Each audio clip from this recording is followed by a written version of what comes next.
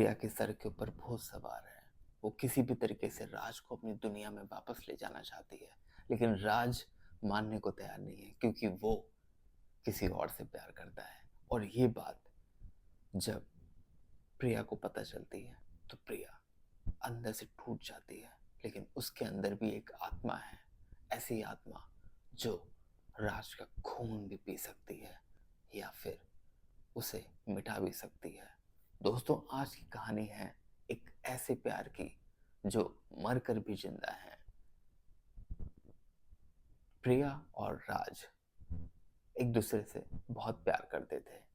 वो पिछले जन्म के बहुत ही ज्यादा करीब और एक दूसरे को इतना प्यार करते थे कि वो अपने लिए जान भी दे सकते थे। लेकिन उन लोगों का प्यार उनके माँ बाप को मंजूर नहीं था और एक हादसे में दोनों की मौत हो गई। या फिर सच कहूं तो उन दोनों को मौत के घाट उतार दिया गया और एक हवेली में जाकर फेंक दिया गया। कुछ साल बीते और दोनों की आत्मा वहीं पे भटकती रही। फिर कुछ दिनों बाद राज जिंदा होकर एक नई दुनिया में आ गया 2025 में। लेकिन प्रिया अभी भी भटक रही थी राज के प्यार में, क्योंकि उसकी आत्मा को अभी भी शांति नहीं मिली थी।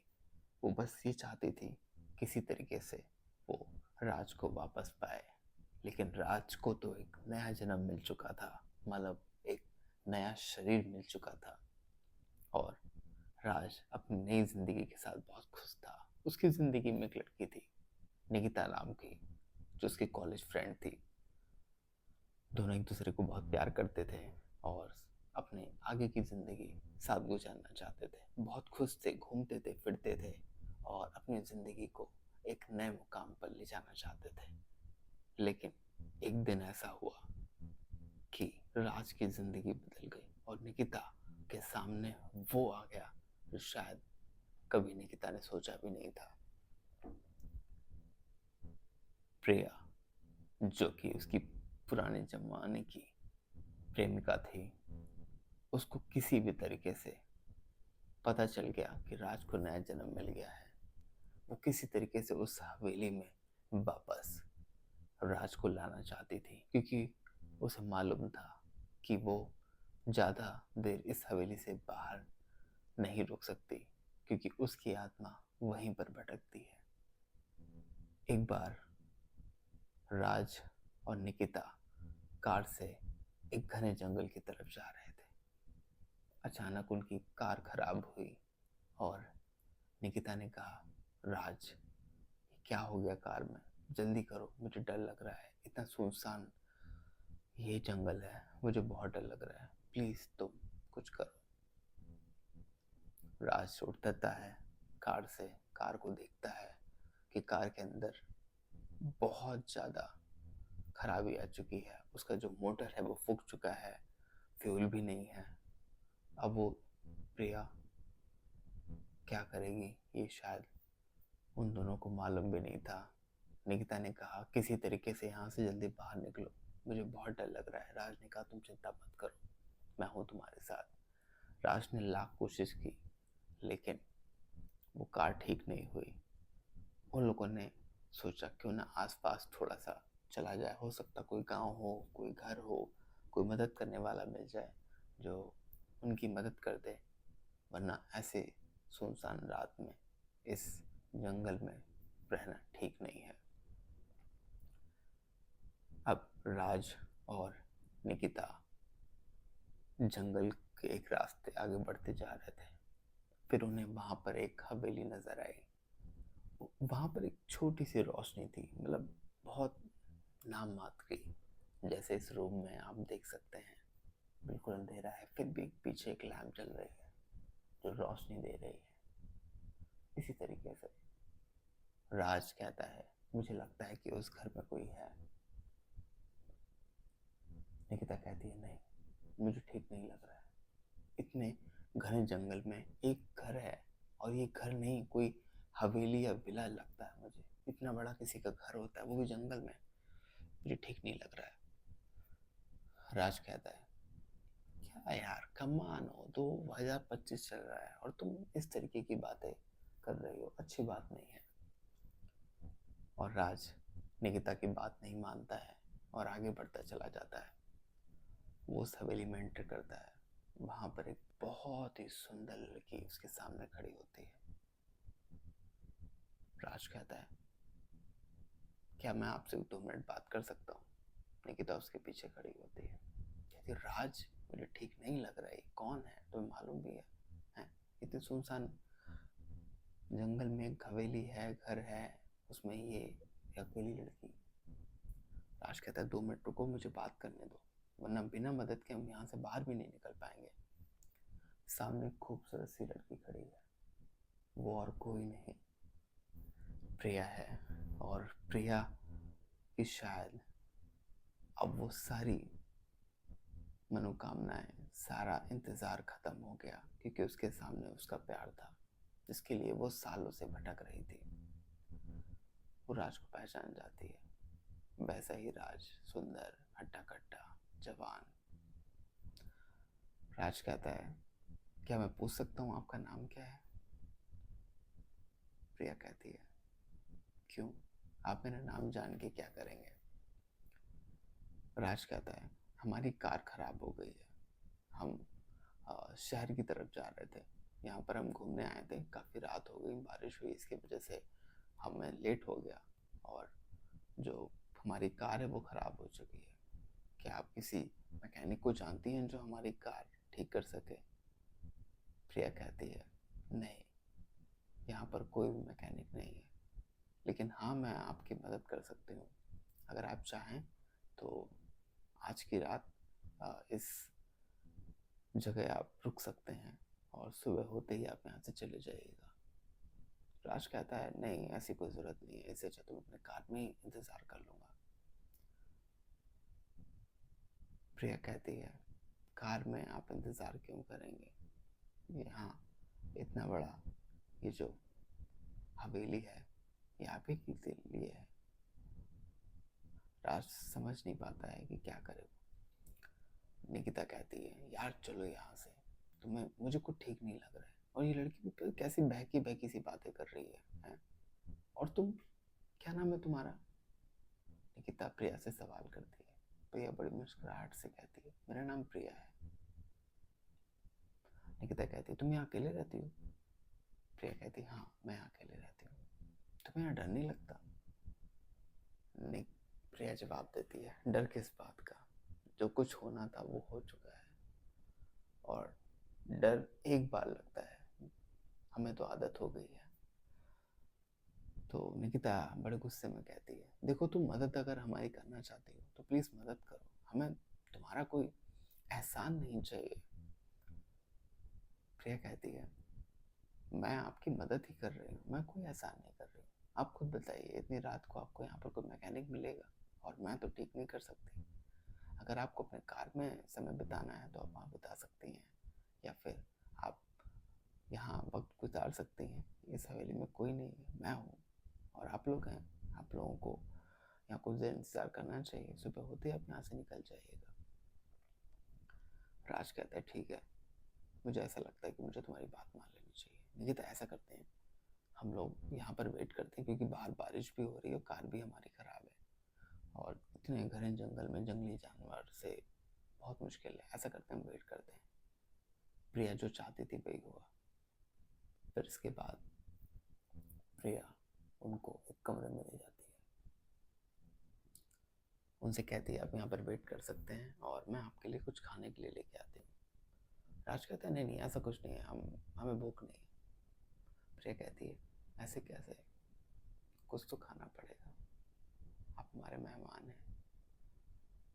निकिता कहती है, सच में यार भूख लगी है, वैसे भी ना मुझे बहुत गुस्सा आ रहा था, लेकिन अब मुझे ऐसा लग रहा है ये लड़की सच में सही है। प्रिया, आई एम सो सॉरी, मैंने तुम्हारे बारे में गलत सोचा। वैसे तुम बताओ, तुम अकेले यहाँ रहती कैसे हो, तुम्हारे पेरेंट्स वगैरह? प्रिया कहती है, कोई नहीं है, इसलिए यहाँ अकेले रहती हूँ, अगर कोई होता तो यहाँ नहीं रहती। आज के बाद शायद मैं यहाँ पे अकेले नहीं रहूँगी। इसके बाद उन लोगों में बातें होती हैं। प्रिया उनके लिए कुछ खाने को लेके आती है और खाते ही दोनों बेहोश हो जाते हैं। फिर उसके बाद जब उन्हें होश आता है काफी देर के बाद, तो प्रिया उनके पास में होती है और निकिता नीचे फर्श पे पड़ी होती है। राज एकदम से उठता है, कहता है निकिता, निकिता तुम्हें क्या हुआ है? प्रिया राज का हाथ पकड़ लेती है, कहती है तुमने मुझे पहचाना नहीं। राज कहता है क्या मतलब है पहचानने का? क्या किया है तुमने मेरी निकिता के साथ?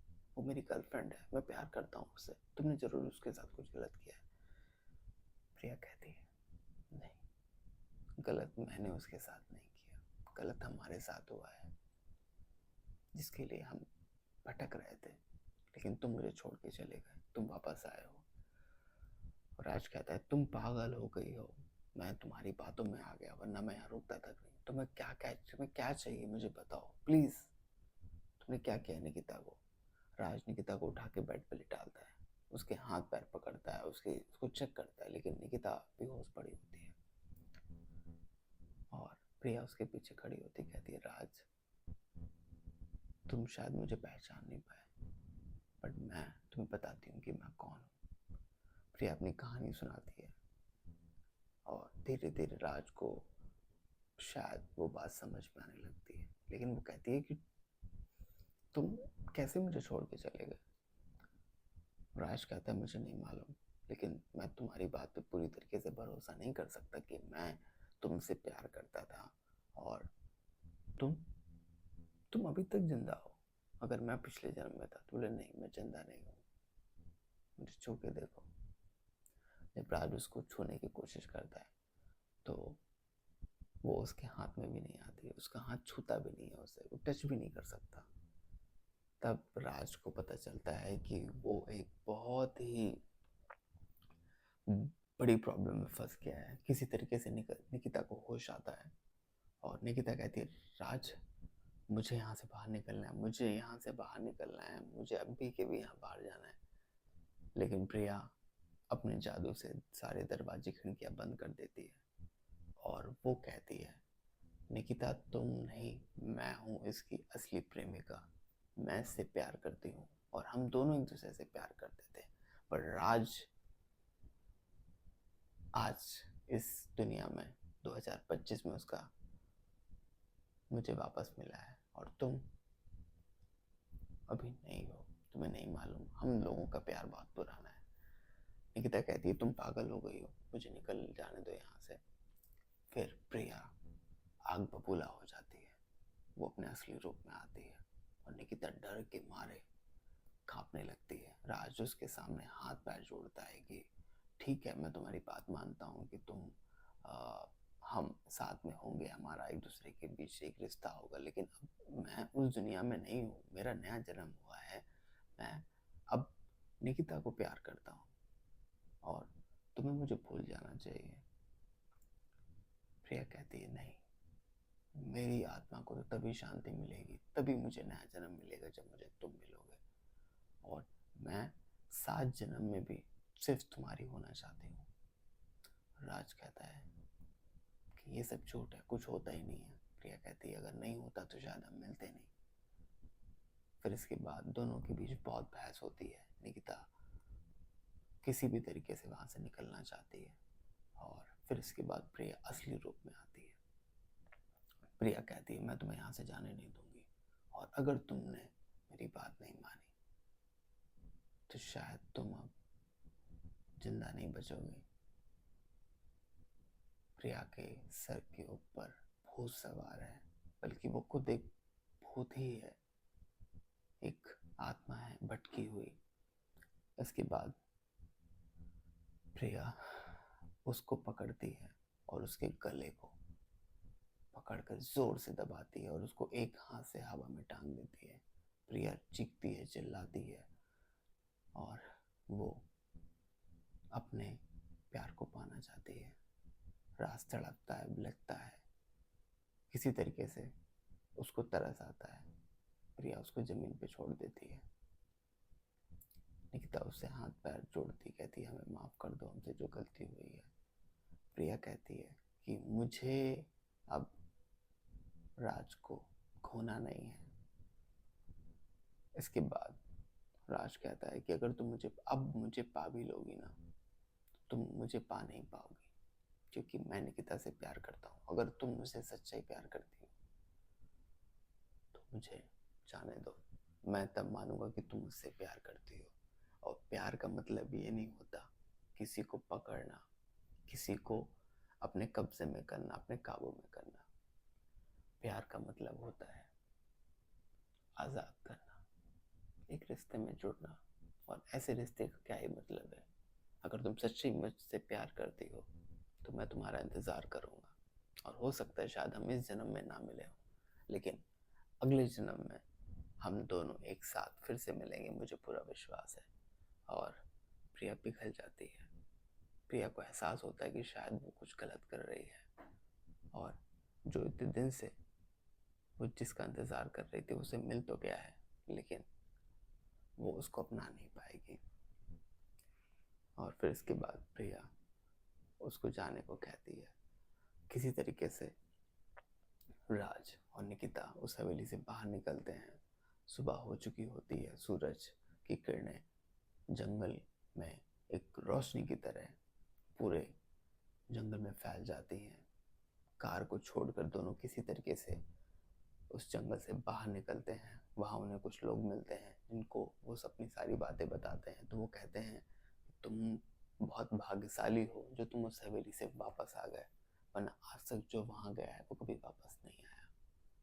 इसके बाद गांव वाले उसकी मदद करते हैं और उसे ठीक ठाक हालत में उसकी कार को ठीक करके उसको जाने को कहते हैं।